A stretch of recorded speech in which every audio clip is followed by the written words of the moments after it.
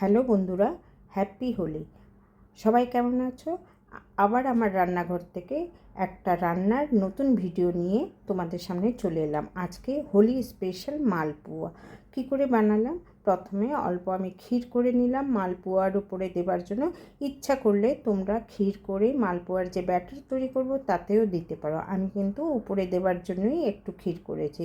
এবার আমরা ব্যাটারটা কিভাবে তৈরি করব, আমি আন্দাজ মতো আটা নিয়েছি, তার থেকে কম সুজি নিয়েছি। এবার যতটা আটা নেব ততটাই ময়দা নেব। বাস এইভাবেই আমি মাপটা করেছি।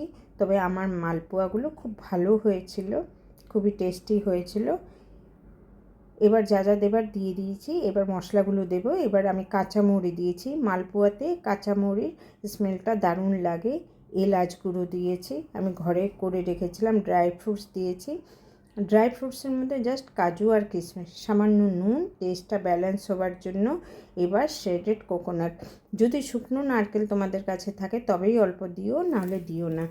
এবার আন্দাজ মতো চিনিটা আমি হাত দিয়ে দিচ্ছি আন্দাজের জন্য, কেন কি আমি কোনো কিছুই তো কোনো পাত্রে মেপে করিনি, আন্দাজেই সব জিনিস দিয়েছি তাই। এবার আমি অনেকটা মিল্ক পাউডার দিয়ে দিলাম। তারপর আমি দুধ দিয়েই পুরো ব্যাটারটা তৈরি করেছি। আমি এক ফোঁটাও জল দিইনি, দুধ দিয়েই তৈরি করেছি খুব সুন্দরভাবে। যখন ব্যাটারটা তৈরি হয়ে গেছে, শেষমেশ একটা জিনিস বাকি রয়ে গেছিলো, সেটা ছিল গোলাপ জল। গোলাপ জল খেয়াল রাখতে হবে, সিনথেটিক গোলাপ জল আমরা ইউজ করব না। আমি যেটা ইউজ করেছি এটা এডিবল গোলাপ জল, যেটা খাওয়ার জন্যই ইউজ করা হয় মিষ্টির মধ্যে। এবার একটা কড়াইতে সাদা তেল গরম করতে দিয়েছি, এক ড্রপ দিয়ে দেখলাম হয়ে গেছে। এবার একটা চামচ দিয়ে আমি মালপোয়া প্রথমটা ছেড়েছি। প্রথমটা একটু ভয় লাগে কেমন হবে না হবে, একটু আলতো করে নাড়া দিয়ে দিলাম যাতে সুন্দরভাবে যেন হয়ে যায়। দেখো কি সুন্দর আমার মালপোয়া ফুলে উঠেছে, খুবই সুন্দর হয়েছে, কিউট হয়েছে, ছোট ছোট হয়েছে। আমি নামিয়ে নিলাম। এবার আমি দুটো একসাথে করব, অনেকটা ব্যাটার আছে, একটা একটা করতে গেলে অনেক দেরি হয়ে যাবে। আমি দুটো করেই একসাথে দেব, আর খুব সুন্দর হবে আমি যেটুকু জানি, কেন কি আমার ব্যাটারটা খুব ভালো তৈরি হয়েছে। ব্যাটারটা খেয়াল রাখতে হবে, খুব পাতলাও না খুব ঘনও না। আমি যেইভাবে করেছি ওইভাবেই ব্যাটারটা হতে হবে।